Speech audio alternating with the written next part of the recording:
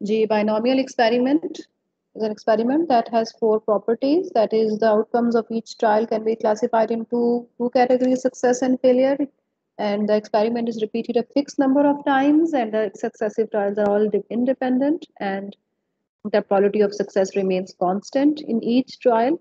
And there are two parameters of a binomial distribution, n and p. और इसके बाद फिर हमने किया था, ये फार्मूला है आपके पास बाइनोमियल डिस्ट्रीब्यूशन का।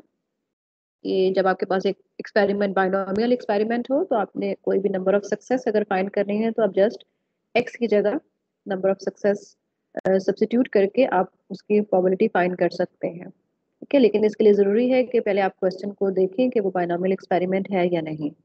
ओके, इसके बाद हमने इसके मीन देखा था कि मीन इसका एनपी है, वेरिएंस एनपी क्यू के इक्वल है। बर्नौली ट्रायल भी देख लिया था और इसके बाद आपने ये इसके ग्राफ भी देख लिया था। जी सारा ने क्वेश्चन किया था कि ये इक्वल क्यों आते हैं। जी सारा, मैंने आपसे कहा था आपने इसको देखना है, क्यों सिमेट्रिक होता है when P and Q both are equal.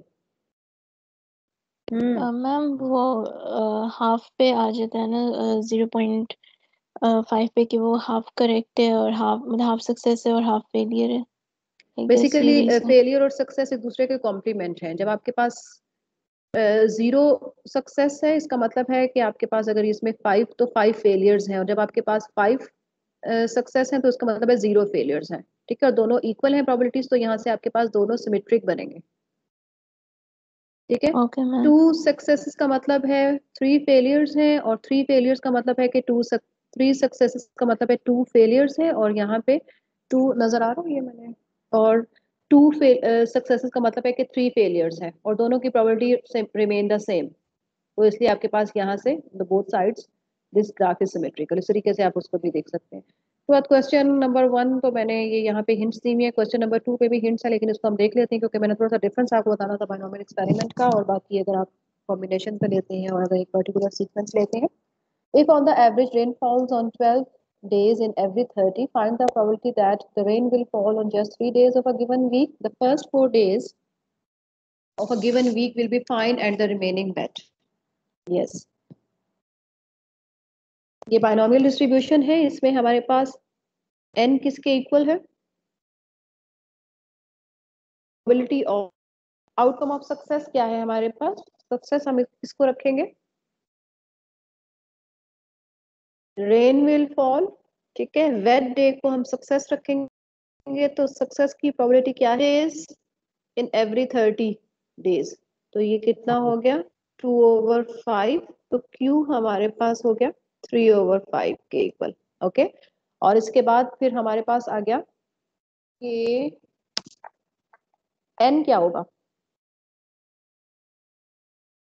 rain will fall on just 3 days of a given week, 3 days of a given week, तो n हमारे पास 7 हो गया। तो प्रोबेबिलिटी डिस्ट्रीब्यूशन क्या बनी, x is equal to small x is equal to क्या बना 7x 2/5x 3/5 7 minus x, right. इसमें ये x सक्सेस है तो ये सक्सेस की प्रोबेबिलिटी में जाएगी उसकी पावर, और ये 7 माइनस एक्स फेलियर्स है तो 3 माइनस 5 इसकी ये फेलियर की प्रोबेबिलिटी में जाएगी। ठीक है, ऐसे याद रख लीजिएगा। तो प्रोबेबिलिटी हमने किसकी फाइंड करनी है, it will rain on just 3 days of a week. तो 7 3 2/5 पावर 3 3/5 पावर, ये आपने फाइंड करना है। ठीक है, ये आपको यहाँ पे जो फर्स्ट पार्ट है इसमें कहा गया है कि कोई से भी 3 दिन हफ्ते के बारिश होनी चाहिए, लेकिन exactly 3 days of a week it will should be rain, उसकी प्रोबेबिलिटी फाइंड करनी है। अब सेकंड में देखिए, सेकंड पार्ट क्या है कि the first 4 days of a given week will be fine and the remaining wet. ये पहले 4 दिन वीक के no rain, that is fine, and then the remaining 3 days rain will fall। जी अब एक देखें, ये पर्टिकुलर सीक्वेंस आ गया, ये एक पर्टिकुलर सीक्वेंस की बात आ गई कि पहले 4 दिन फाइन है और बाकी 3 दिन रेन यानी कि वेट, इसकी आपने बात करनी है। और ये इसी का ही एक आउटकम है, ये जो हमने प्रोबेबिलिटीज निकाली है, जो कि था कि rain will fall on just 3 days of a given week. इसमें तो कोई भी कॉम्बिनेशन आपके पास आ सकता है, यानी ये पहले 3 दिन भी वेट हो सकते हैं और लास्ट 4 days भी वेट हो सकते हैं, दरमियान के 4 days भी हो सकते हैं, ऑल्टरनेट करके भी चल सकते हैं। ठीक है, ये सारे कॉम्बिनेशन को डील कर रहा है, यानी हमने बायनोमियल डिस्ट्रीब्यूशन से जो निकालते हैं प्रोबेबिलिटीज, वो आपके पास उसमें कोई पर्टिकुलर सीक्वेंस नहीं आता। लेकिन अगर किसी पर्टिकुलर सीक्वेंस की बात आए तो फिर आप बायनोमियल डिस्ट्रीब्यूशन नहीं अप्लाई कर सकते, यानी आप कॉम्बिनेशंस नहीं यूज कर सकते। यही क्वेश्चन हम पहले भी करते आए थे, तो आप लोग क्वेश्चन करते थे परम्यूटेशंस कि लगेंगे इसमें? नहीं, परमुटेशंस भी नहीं लगेंगे, हम डायरेक्टली ही इसको निकालेंगे। ठीक है, हम कैसे निकालेंगे? परम्यूटेशन ये से भी थ्रू फाइन कर की सकते हैं क्योंकि ऑर्डर मैटर कर रहा है इसमें एक तरह से, तो हम कर सकते हैं उसके थ्रू भी। हमने सारे तो नहीं निकाले ना जिसमें ऑर्डर मैटर कर रहा है। जी जी। ठीक है, इसमें तो हमने एक ही आउटकम है, उसकी प्रोबेबिलिटी क्या होगी? ये प्रोबेबिलिटी ऑफ, ये बेसिकली इनके दरमियान आपके पास इंटरसेक्शन आ रही है सबके साथ। ठीक है, ये तो प्रोबेबिलिटी मल्टीप्लिकेशन लॉ यूज करेंगे तो इसका प्रोडक्ट आ जाएगा आपके पास।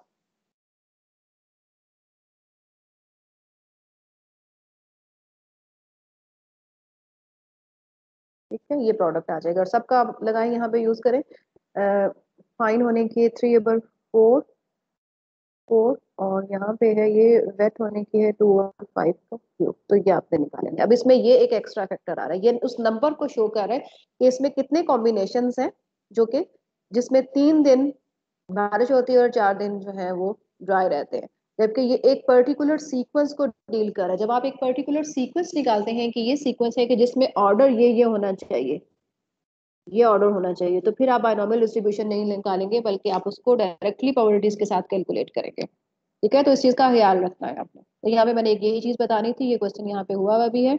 और उसके बाद यहाँ पे देख ले, मैं क्वेश्चन को थोड़ा सा सॉल्व करूंगी आपके लिए, बाकी आपने खुद कैलकुलेट करना है। और इसमें ये बताइए कि ये क्या बन रहा है कि suppose that the death rate of malaria is 20%, find the probability that the number of death in a particular village is more than half out of 8।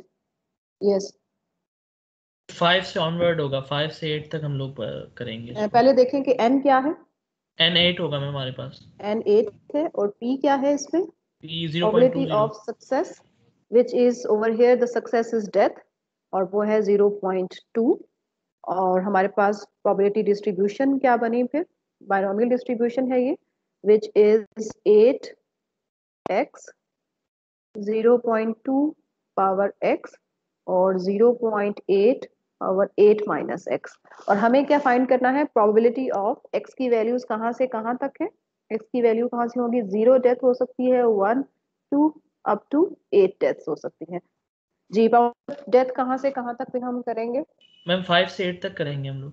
More than half out of 8, यानी x is greater than half. 8 का क्या है? 4 से ज्यादा होना चाहिए। तो इसमें हमारे पास आ गई x is equal to 5, x is equal to 6 plus. अच्छा, अभी भी कुछ स्टूडेंट्स को लगता है कि मैं माउस से लिखती हूँ। हाँ, नहीं मैम, आप सीख जाके लेती हैं क्लास। मैं क्या करती हूँ? आप जाके ले रहे हैं ना इंस्ट्रक्टर सारी क्लासेस। 6 में तो और ही गंदा, वो बहुत ही मैं तो भी ऑफिस में क्लास ले रही हूँ, लेकिन मैं लैपटॉप पे क्लास ले रही हूँ। लेकिन आप लोगों को लगता है ना किसी को कि मैं माउस से लिखती हूँ? नीट में लिखती हूँ, नीट में से नहीं लिखती, नहीं मेरी मैम। राइटिंग ऐसी है, लेकिन मैं लिखती माउस से नहीं हूँ। ठीक है, अगर मैं माउस से लिखूंगी ना तो फिर मैं, मैम वैसे आपको किसने बोला था कि आप माउस से लिखती हैं? मुझे किसी ने कहा ही था, ये माउस से लिखा है मैंने।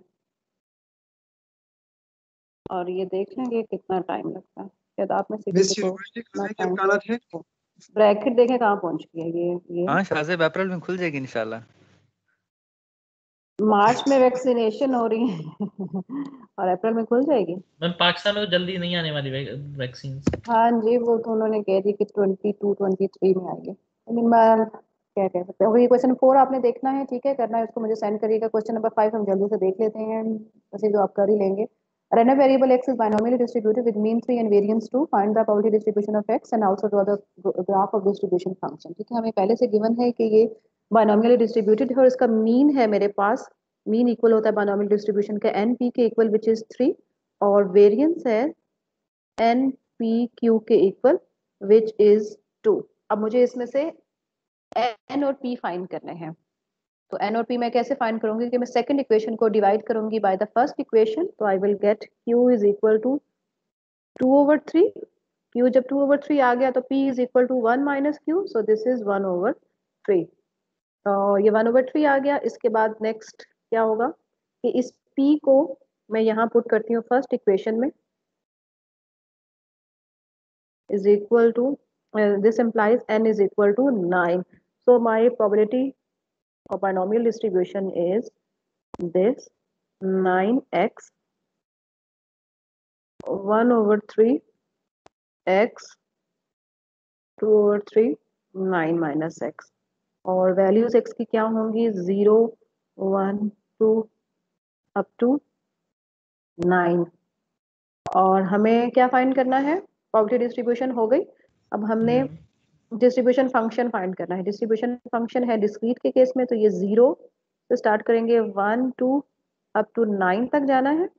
इसके बाद आप f ऑफ x निकालेंगे which is equal to probability at x is equal to x।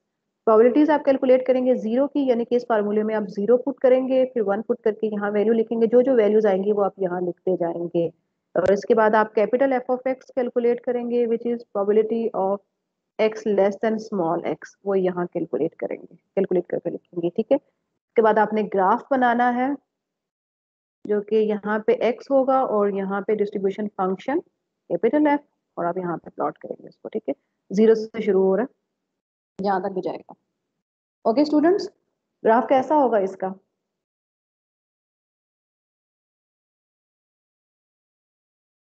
कैसा होता है डिस्ट्रीब्यूशन फंक्शन का ग्राफ? 1 की तरफ जाता है और इंक्रीजिंग मैनर में। हाँ, नॉन डिक्रीजिंग हम कहते हैं क्योंकि समटाइम्स कांस्टेंट भी हो जाता है। नॉन डिक्रीजिंग कहेंगे। और स्टेप फंक्शन होता है, ये बेसिकली स्टेप फंक्शन है कि 0 पे आप वैल्यू ड्रॉ करेंगे और उसको 1 तक लेके जाएंगे, फिर 1 से ऑनवर्ड आपकी वैल्यू जो भी आ रही होगी आप उसको करेंगे। ठीक है, फिर 2 से 3 तक करेंगे और फिर इस तरीके से आप करते जाएंगे। ओके जी स्टूडेंट्स, ये था हमारा binomial distribution. Ma'am uniform binomial- distribution graph जी, होता है ना, क्या कह यूनिफॉर्म डिस्ट्रीब्यूशन ग्राफ होता है ना? यूनिफॉर्म डिस्ट्रीब्यूशन तो अभी हम करेंगे उसमें, इसमें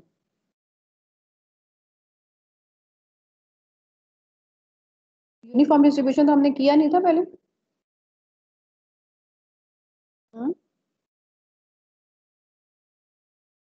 बताएं, यूनिफॉर्म डिस्ट्रीब्यूशन तो हमने कंटिन्यूस में किया था ना? Yes ma'am. यस मैम किया था। तो क्वेश्चन क्या किया है साहब ने?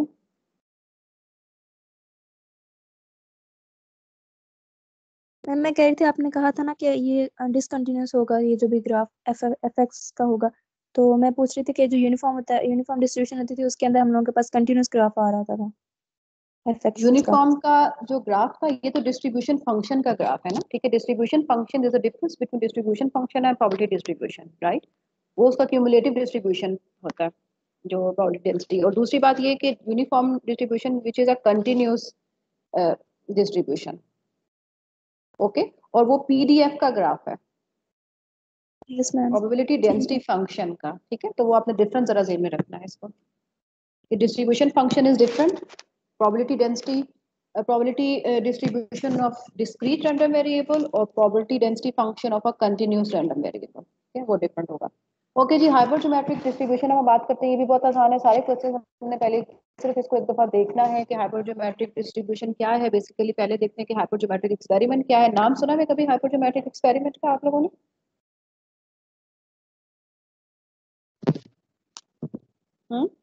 फार्मूला तो देखा होगा ना ये वाला।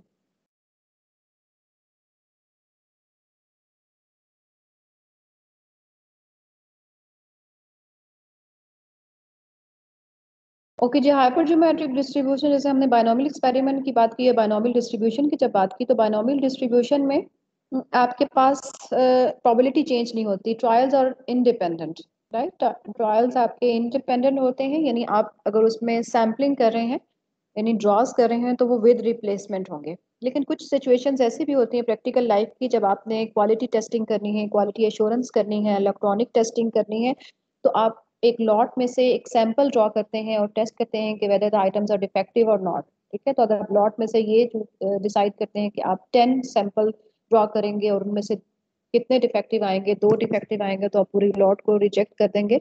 तो उसके लिए फिर आप विदाउट रिप्लेसमेंट करते हैं, यानी पहले आपने एक ड्रॉ किया और उसको चेक किया तो उसका साइड पे रख दिया, उसको वापस रिप्लेस नहीं किया, उसको वापस पुट नहीं किया। इस तरीके से जब आप दूसरा ड्रॉ करते हैं फिर उसको चेक करते हैं, तो इन सब में आपको विदाउट रिप्लेसमेंट चलना पड़ता है। इसका मतलब है कि ये सारे एक्सपेरिमेंट बाइनोमियल नहीं हो सकते, क्योंकि इनमें ट्रायल टू ट्रायल आपके पास probability of a defective item या जो भी आप क्वालिटी उसको दे रहे हैं वो चेंज हो रही है।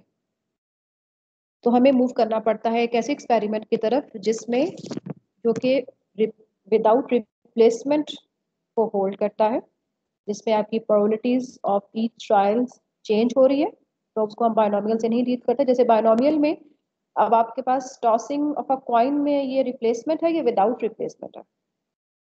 विदाउट रिप्लेसमेंट, क्योंकि सक्सेस ये और फेलियर से आएगा।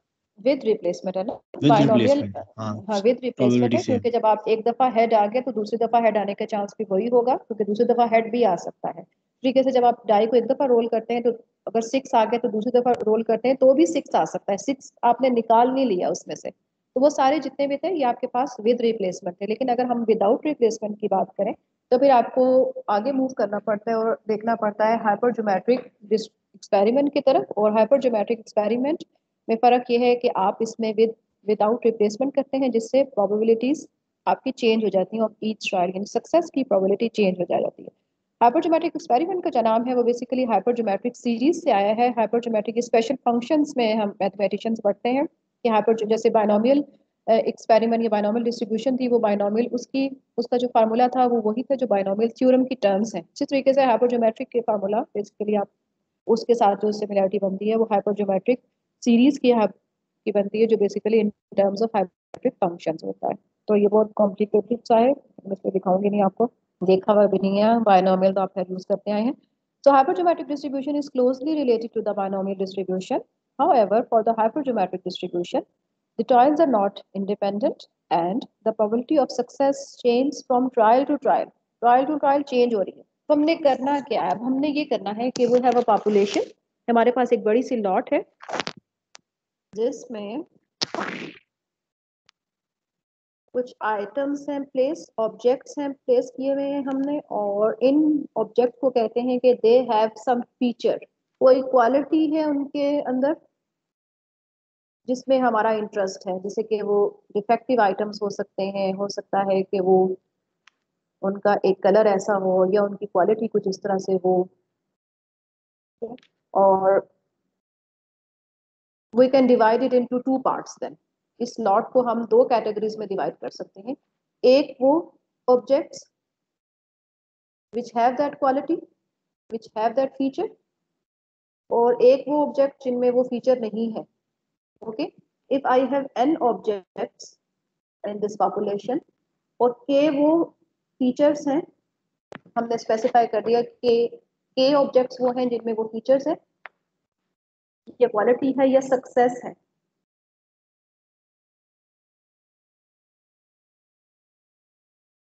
तो फेलियर्स कितने होंगे, कौन से ऑब्जेक्ट्स होंगे जिनमें वो फीचर नहीं होगा पॉपुलेशन में? वो n माइनस के होगा। ठीक है, अब हमने इस लॉट में से, इस पॉपुलेशन में से एक सैंपल ड्रॉ करना है। 1 बाय 1 हम ऑब्जेक्ट्स इसमें से करेंगे ऑफ स्मॉल n ऑब्जेक्ट्स, और उन स्मॉल ऑब्जेक्ट्स में से कुछ ऐसे आएंगे विच हैव दैट फीचर और क्वालिटी। ठीक है, और हमारा इंटरेस्ट उन ऑब्जेक्ट्स के साथ है जो कि सैंपल में दे हैव दैट फीचर। ठीक है, यानी सैंपल में वो कितने ऑब्जेक्ट्स हैं, वो कौन से ऑब्जेक्ट्स हैं जिनके पास वो फीचर है, स्मॉल x है। तो कितने ऐसे ऑब्जेक्ट्स हैं जिनमें वो फीचर नहीं होगा, वो n माइनस एक्स होगा। ओके, तो ये चीज समझ आ गई। तो बेसिकली कितने वेज से मैं इन x सक्सेसेस को ड्रॉ कर सकती हूँ इन n ड्रॉज में, out of the k successes.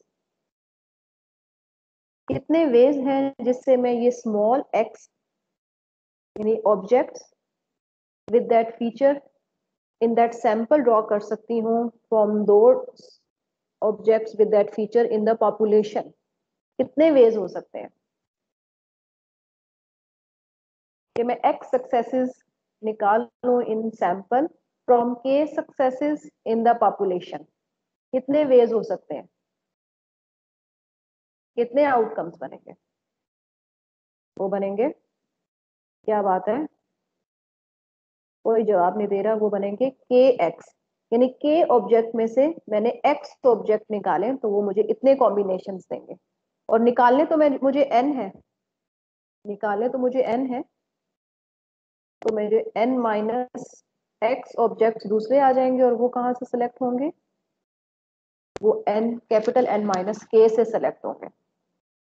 तो ये वेज हैं जो मुझे बता रहे हैं कि मैं x successes and n minus x failures निकाल सकती हूँ। नंबर ऑफ वेज हैं from k successes and n minus k failures. और प्रोबेबिलिटी फाइंड करनी है तो ये तो मेरे पास है probability possible outcomes of this,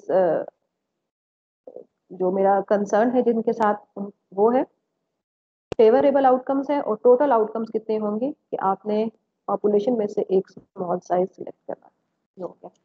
और इसको हम कहते हैं कि this is probability of drawing x successes in n draws. Okay, this gives me x successes in n draws. तो x की वैल्यूज कहाँ से कहाँ तक होंगी जी स्टूडेंट्स? x की वैल्यूज कहाँ से कहाँ तक होंगी?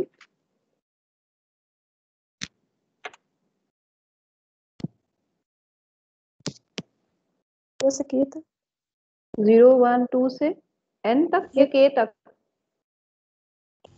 मैम के तक होंगी। नहीं, n तक होंगी या k तक होंगी, ये फैसला कर लें। मैम टोटल सक्सेसेस तो के ही है ना। n सैंपल है, बेटा तो के तक हूँ। इन दोनों में से विच एवर इज स्मॉलर, जो स्मॉलर होगी वही k की आपके पास वही x की रेंज होगी 0 से। अगर n स्मॉल है तो n तक लिखेंगे, अगर k स्मॉल है तो k तक लिखेंगे। ठीक है, तो बेसिकली हम ये फार्मूला इसमें यूज कर रहे होंगे। और इसमें आपके पास जो डिफरेंस आता है हाइपरजोमेट्रिक का कि सक्सेसिव ट्रायल्स आर डिपेंडेंट और probability of success changes on each trial, ये डिफरेंस है। Experiment is repeated for a fixed number of times, और ये मेरे पास फार्मूला इसका आ गया। And they are 3 parameters of a hypergeometric distribution, capital N, small n and k। अगर ये मुझे डिटरमिन पता हो तो मैं डिस्ट्रीब्यूशन लिख सकती हूँ। मीन इसका होगा NP के इक्वल, P इसमें है probability of success which is K over capital N। Okay, और समेशन सिग्मा स्क्वायर यानी वेरिएंस है NPQ मल्टीप्लाई बाय दिस, इसमें एक स्मॉल फैक्टर के साथ भी आप मल्टीप्लाई करते हैं। P की प्रोबेबिलिटी ये है और K की ये है, और ये साथ में ये आ रहा होगा। ठीक है, तो बेसिकली आपने सिर्फ NP और NPQ याद रखना है, बाकी प्रोबेबिलिटी तो आपको पता ही होगी कि हाइपरजोमेट्रिक की सक्सेस की क्या है और फेलियर की क्या है। और साथ में इसको n minus capital N minus small n divided by capital N minus 1 से आप करना है। ओके जी स्टूडेंट्स, ये क्वेश्चन एक कर लेते हैं, के बाद आई सपोज कि आप बाकी आप कुछ खुद करेंगे। ये भी आसान है, ये भी आसान है, ये हमने एक किया हुआ भी है क्वेश्चन। तो रिवीजन के लिए हम एक क्वेश्चन कर लेते हैं। Committee for size 3 is selected from 4 men and 2 women. Find the probability distribution for the number of men on the committee.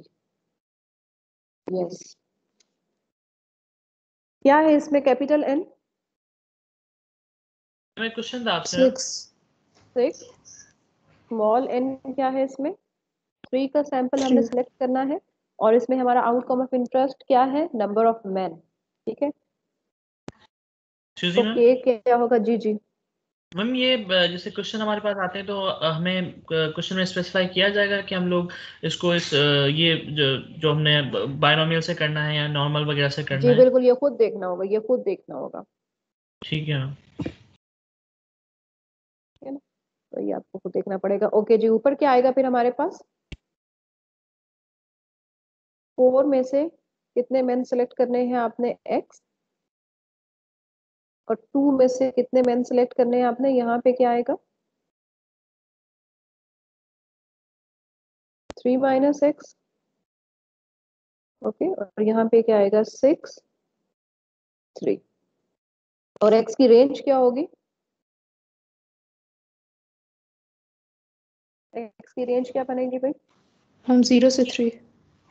0 लगा सकते हैं। अगर 0 मेन हो तो 2 विमेन बनेंगी मैक्सिमम, तो हमें तो 3 चाहिए ना, 3 का हाँ, फिर सैंपल तो 1 एक से तो 3। होगा, एक 1 2, और मैक्सिमम कितने सिलेक्ट कर सकते हैं? 3 मेन सिलेक्ट कर सकते हैं। ठीक है, तो this is the probability distribution of this number of main on the community, right. तो ये क्वेश्चन हमने करना है। इसके बाद आपने ये दूसरा भी देखना है, ठीक है, इसको भी गौर करिएगा। और इसके बाद ये क्वेश्चन नंबर 3, ये भी सिंपल सा है, और क्वेश्चन नंबर 4 भी आसान है।